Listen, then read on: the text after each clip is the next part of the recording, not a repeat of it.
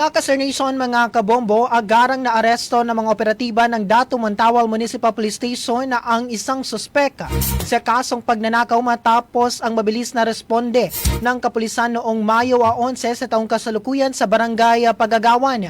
Kinilala ang suspek na sa alias Abdul na umano'y illegal na pumasok sa tahanan ni Jomana at tinangay ang isang iPhone 11 na nagkakahalaga ng 33,000 pesos at isang Samsung Galaxy tablet na may halagang 39,000 pesos. Batay sa ulat, agad na nakilala ang biktima o ng biktima ang suspeka at tumingi ng tulong sa mga nagpapatrolyang pulis sa kahabaan ng National Highway.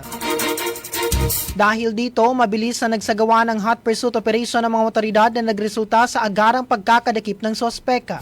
Kasalukuyang nakadetain si Abdul habang inihahanda ang kasong paglabag sa Article 308 o 308 ng Revised Penal Code o theft laban sa kanya.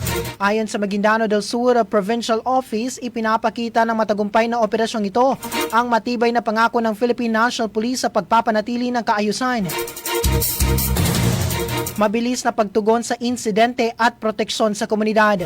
Dagdag pa ng pulisya, mga kasernation, ang patuloy na presensya ng mga pulis sa komunidad at maagap na aksyon laban sa krimen ay mahalaga upang mapanatili ang tiwala ng publiko at matiyak ang mapapanagot ang mga lumalabag sa batas.